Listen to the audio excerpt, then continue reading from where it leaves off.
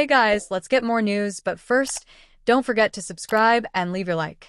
Most of the focus on what the Los Angeles Lakers need this offseason has been about adding a center. However, the team needs some more depth. Austin Reeves, Luka Doncic, and LeBron James can all operate as point guards, but are also versatile enough to do other things well.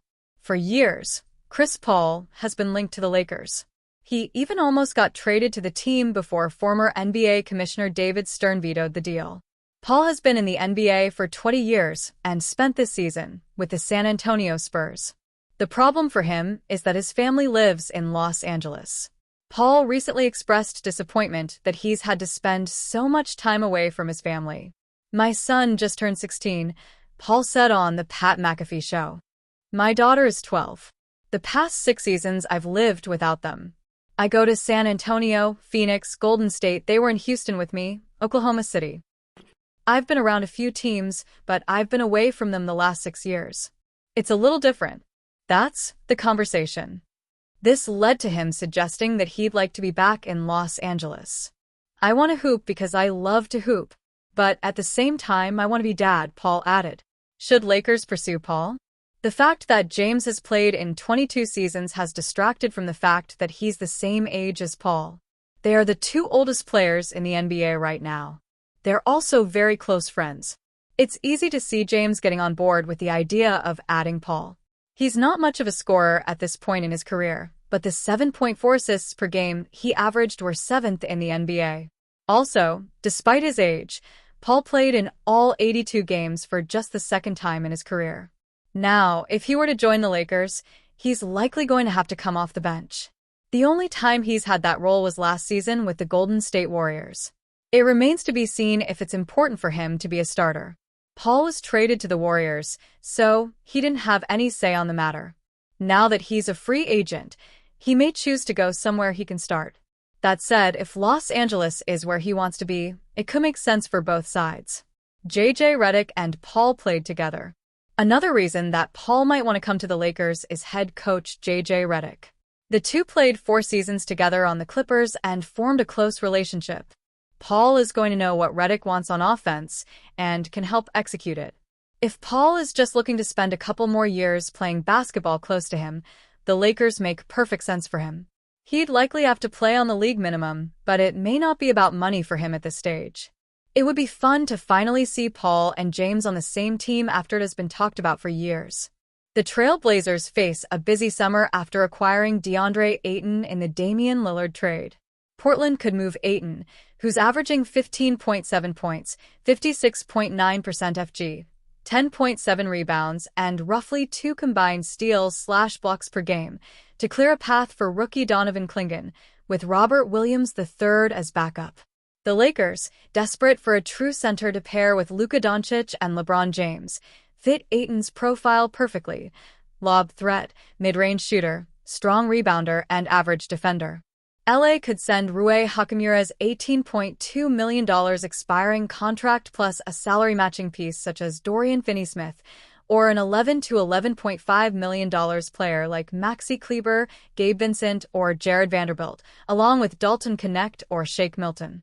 Portland would ideally land a 2031 first-rounder protected top 8, reflecting Ayton's value.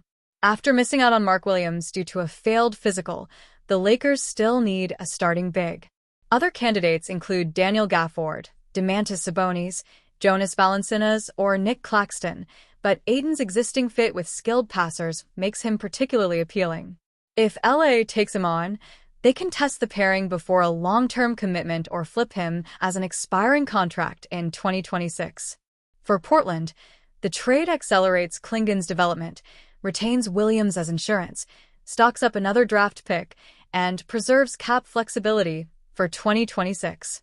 For the Lakers, it provides a classic pick-and-roll partner for Doncic, balancing present contention with future flexibility. Ultimately, both teams must decide if Ayton's upside justifies the assets exchanged.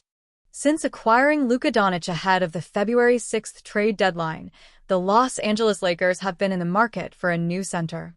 Doncic is at his best when sharing the court with an explosive lob threat.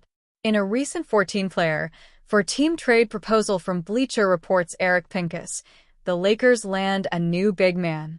And while the incoming center isn't a lob threat, he would drastically improve J.J. Redick's team. The monster trade proposal looks like this. R.J. Barrett, Grady Dick, Chris Boucher, Jacoby Walter, Gabe Vincent, Raptors 2025 number 9 draft pick, 2026 first-round swap rights with Raptors, 2026 Lakers second-rounder, 2027 first-round pick, 2028 first-round swap rights, 2029 first-round pick, 2030 first-round swap rights, 2031 first-round pick, and a 2032 first-round swap rights, top 5 protected for the Raptors. Los Angeles Lakers get Jakob Poeltl and Lonzo Ball. Chicago Bulls get Dalton Knecht, Jared Vanderbilt, Shake Milton, A.J. Lawson, $10 million trade exception Ball, $9 million trade exception Smith, and a $1.5 million trade exception Carter. Pincus noted that an important aspect of his proposal is that it couldn't take place until after July 12th. Poeltl is not flashy, but he's a legit 7'0", 260-pound center who averaged 14.5 points and 62.7% shooting with 9.6 rebounds and 1.2 blocks per game. Against the Boston Celtics, he scored a career-high 35 points with 12 rebounds.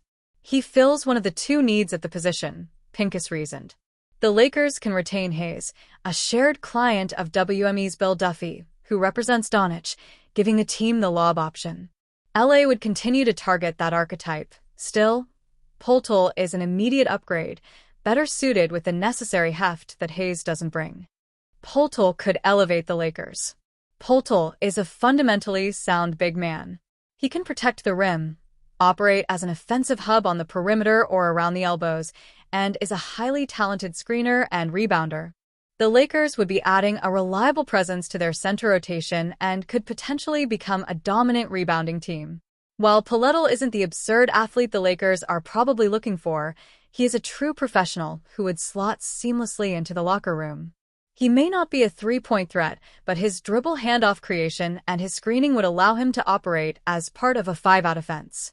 Teams generally put non-shooting bigs into the weak side slot in those situations, where defenses have to respect the threat of a cut, and thus, spacing can be created. Lonzo Ball should be ready for next season. Ball missed the final 22 games of the Chicago Bulls season with a wrist injury. It was the latest absence of his patchy tenure with the franchise. However, during a recent episode of his What an Experience with Lonzo Ball podcast, the former Lakers guard gave a positive update on his recovery. "I'm feeling great, man. Back on the court this week, man," Ball said. "So, moving around. Got a long summer. Gearing up for next year." If healthy, Ball would give the Lakers a high-level playmaker and perimeter defender. He would easily slot into J.J. Redick's system and could be a reliable leader for the second unit. Furthermore, his $20 million contract is highly tradable. And, if the Lakers failed to flip him, they could decline their team option next summer. So, while Pincus' trade proposal doesn't solve every need for the Lakers, it does improve the current roster. Rob Pelinka could then look to make further tweaks throughout the summer.